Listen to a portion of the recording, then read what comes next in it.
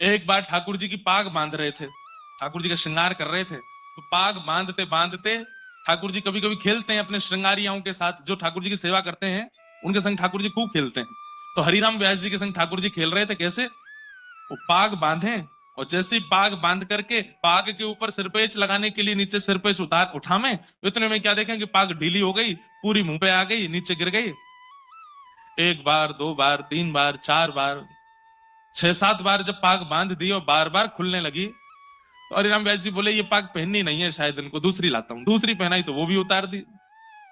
तीसरी पाग लाए और जब तीसरी पाग बांधी तो किसी ने बाहर से आवाज लगाई, बोले जल्दी दर्शन खोलो, इतने सारे दर्शनार्थी खड़े। तो हरिराम व्यास जी बोले जय जय, बहुत देर रह गई है, सुबह से मैं पाग बांधवे में लगूं, जल्दी तैयार है, जाओ बाहर सबन को दर्शन करने। पाग बांधी, ठाकुर जी ने अब की बार भी पाग उतार दी। तो इतना गुस्सा आया हरिराम व्यास जी को, वो उधरी हुई पाग ही छोड़ दी मुंह पे, बोले ऐसे खड़े रहो, अब ऐसे दर्शन दे दूंगा सबको। अरे सुबह से इतने लाड़ प्यार में आ गए हो, इतने ज्यादा जो है बिगड़ते जा रहे हो, इतने भाव से हम सेवा करते हैं और आपको बिल्कुल चैन नहीं पड़ता है, एक पाग नहीं बंधवा रहे हो, खड़े रहो ऐसे ही, नहीं बांधनी अब पाग, और ऐसे ही दर्शन करा दूंगा सबको। अपने पुत्र को बोल गए, भोग आदि पधरा करके दर्शन खोल देना, मैं जा रहा हूं। बोले पिताजी गुस्सा क्यों? बोले ये ऐसे ही काम है यहाँ के, छलिया के पूरे दिन यहाँ की सेवा करते रहे, एक पाग ना बंधवा रहो, गुस्सा करें। बाहर जाकर के हरिराम व्यास जी चुपचाप बैठ गए। थोड़ी देर बाद भोग प्रसाद होने के बाद जैसे ही पर्दा खुले, आहा, लोग बाग जय जयकार करने लगे, मनोहर झांकी, मधुर झांकी, आहा, आज ठाकुर जी कितने सुंदर लग रहे हैं, आज ठाकुर जी कितने प्यारे लग रहे हैं।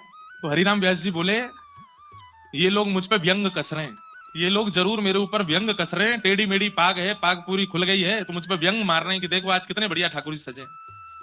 कोई दर्शनार्थी बाहर आया रोता रोता, बोले व्यास जी आज की झांकी तो नेत्रों से जा ही नहीं रही है।